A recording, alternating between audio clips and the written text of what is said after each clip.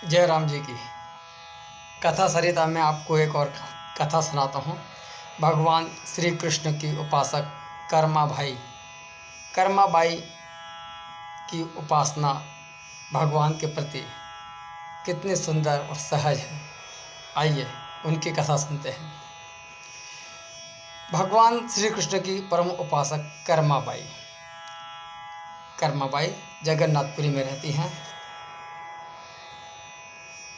कर्माबाई जगन्नाथपुरी में रहकर कृष्ण की उपासना इतनी लगन, इतनी आत्मीयता से करती हैं कि वो भगवान श्री कृष्ण को अपना पुत्र ही समझती हैं और अपना पुत्र समझ के ही उससे बातें करती हैं, उससे चर्चा करती हैं, जैसे कहीं वो उन्हीं के घर के सदस्य हों और उन्हीं के घर में वास करते हों। एक दिन कर्माबाई की इच्छा हुई कि ठाकुर को फल मेले की जगह अपने हाथ से बनाकर कुछ खिलाऊं। फल मेले, दूध, मिठाई, इसका भोग तो मैं ठाकुर जी को प्रतिदिन लगाती हूँ, क्यों ना कुछ अपने हाथ से बना हुआ ठाकुर जी को मैं खिलाती हूँ। ठाकुर जी को कुछ खिलाने की लालसा में कर्माबाई ने भगवान से पूछा, ठाकुर जी से पूछा। ठाकुर जी बोले, माँ जो भी बनाया हो वही खिलाओ, बहुत भूख लगी है लेकिन खिलाओ जल्दी। कर्माबाई ने खिचड़ी बनाई, ठाकुर जी को खिचड़ी खाने को दे दी। प्रभु बड़े चाव से खिचड़ी खाने लगे और कर्माबाई ये सोचकर भगवान को पंखा झलने लगी कि गर्म गर्म खिचड़ी से मेरे ठाकुर जी का मुँह ना जल जाए। सारे संसार को अपने मुंह में रखने वाले कर्माबाई के हाथ से गर्म गर्म खिचड़ी खा रहे हैं और कर्माबाई सोच रही हैं कि गरम गरम खिचड़ी से उनका मुंह ना जल जाए। भगवान की भक्त और भावना विभोर हो जाते हैं। भक्त वत्सल भगवान बोले, माँ मुझे तो खिचड़ी बहुत अच्छी लगी, आप मेरे लिए रोज़ खिचड़ी ही बना कीजिए। आप मेरे लिए रोज़ खिचड़ी बनाएंगी? माँ बोली, हाँ हाँ क्यों नहीं बेटा, रोज़ बनाऊंगी। भक्त वत्सल भगवान बोले, हाँ मुझे बहुत पसंद आई खिचड़ी और मैं रोज़ यहीं पर आकर जल्दी से खा के जाऊँगा। अब तो कर्माबाई का रोज़ का ये नियम हो गया, सबसे पहले खिचड़ी बनाती, उसके बाद ही कुछ करती। भगवान भी सुबह दौड़े दौड़े आते, जल्दी से कहते, माँ मेरी प्रिय खिचड़ी लाओ। प्रतिदिन यही क्रम बनता गया। भगवान सुबह सुबह आते, खिचड़ी का भोग लगाते और फिर चले जाते। एक बार एक महात्मा कर्माबाई के घर आए। महात्मा ने उन्हें सुबह सुबह खिचड़ी बनाते देखा तो बोले, माता जी ये आप क्या कर रही हैं? सबसे पहले नहा धोकर पूजा पाठ करनी चाहिए, लेकिन आपको तो अपने पेट की चिंता लगी है।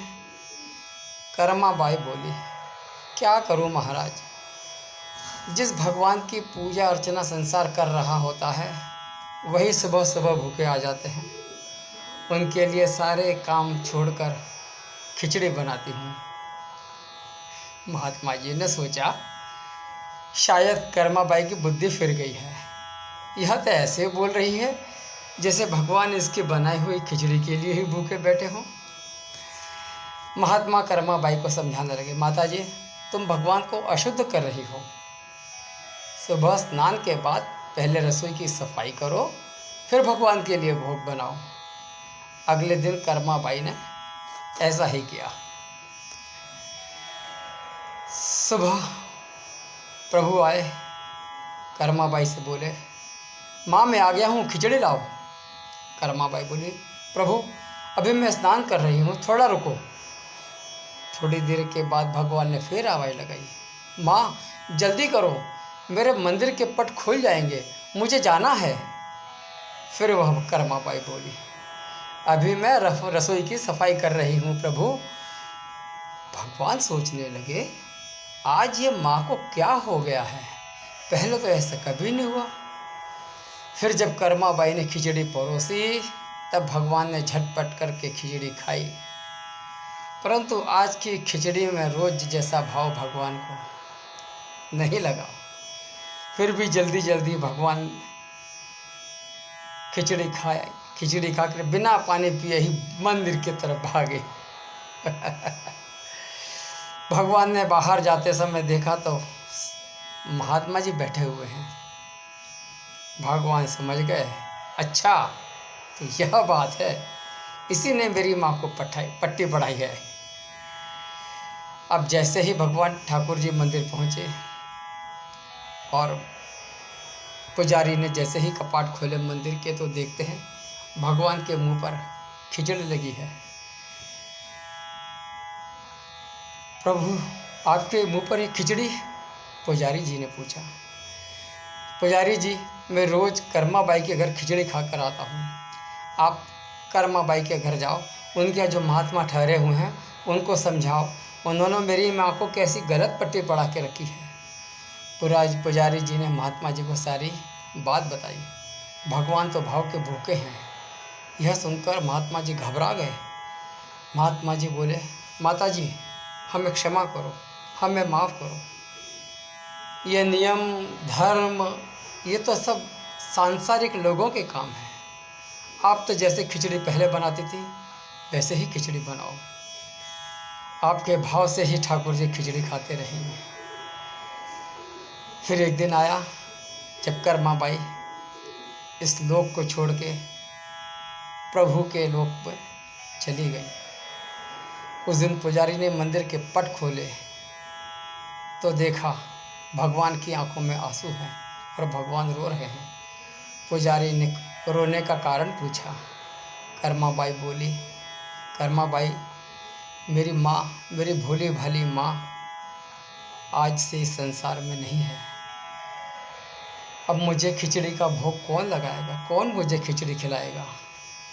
पुजारी बोले, प्रभु जी, हम आपको माँ की कमी महसूस नहीं होने देंगे। आज के बाद सबसे पहले खिचड़ी का भोग आपको ही लगेगा। इस तरह भगवान जगन्नाथ जी को खिचड़ी का भोग लगाया जाता है और आज तक लगाया जा रहा है।